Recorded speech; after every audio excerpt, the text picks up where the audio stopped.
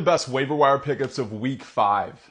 Number 1 has to be Ontavian Wicks. I mean, Christian Watson went down with an injury. I told everybody to draft Ontavian Wicks before the season began, but if he's on waivers, you didn't draft him. 9.5% roster in ESPN Fantasy Leagues, coming off of 25 fantasy points. And Jordan Love, with him back and them throwing more than they did with Malik Willis, Wicks is the number 2 to Jaden Reed at this point. 2's got to be Kareem Hunt. They didn't use Carson Steele that much. Rashee Rice just went out with an injury. Hollywood Brown's out for the year. They're going to rely more on their run game, or at least try to, because they only have Xavier Worthy and Travis Kelce, basically. Kareem Hunt, 10.5 fantasy points last week. Keep an eye on Edwards-Helaire as well, who's coming up next in this vid. 3 is Clyde Edwards-Helaire. I would not be shocked if he takes the role of the RB1 the rest of the season over Kareem Hunt. That's why they're 2 and 3. Hunt looked great this past weekend, but Edwards-Helaire's coming back. 6.1% roster in ESPN Fantasy Leagues, probably more attainable for deeper leagues. Definitely a guy to pick up moving forward, is going to have a substantial role in this Chiefs offense.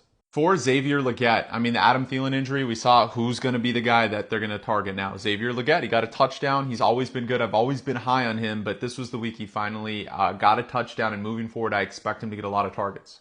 And I know he was in the waiver wire vid last week. I told you guys to pick him up. Josh Downs at 5, 8.8% roster in ESPN Fantasy Leagues. Got a touchdown. Joe Flacco will look for him. He's going to be a guy moving forward, averaging 13.7 fantasy points, by the way. 6, Tutu Atwell. I mean, he just always has a big play every single week until Cooper Kupp and Puka Nacua are back. Obviously, he's down to 6 because those guys will be back in a few weeks, within a few weeks. So 6.9% roster in ESPN Fantasy Leagues. I think he's a solid pickup if you need a last-minute flex play. We have to talk about Tank Bigsby. I mean, ETN, shoulder injury, hasn't looked as good as I thought he would or anybody thought he would. And Tank Bigsby's looked very good in the touches he's gotten. Doug Peterson's job, he's on the hot seat. They're 0-4. I'm saying Tank Bigsby's going to have a role moving forward. 6.4% roster in ESPN Fantasy Leagues. Definitely a solid pickup if he's there. We also have to take a look at Trey Sermon. JT went down with an injury. I don't think it's serious, but if he does miss any time, Sermon becomes a workhorse back for the week that he plays, right? That JT's not there. 0.8% roster in ESPN Fantasy Leagues, definitely attainable. And if Taylor is to miss time, this is definitely a guy that you can slot into your flex.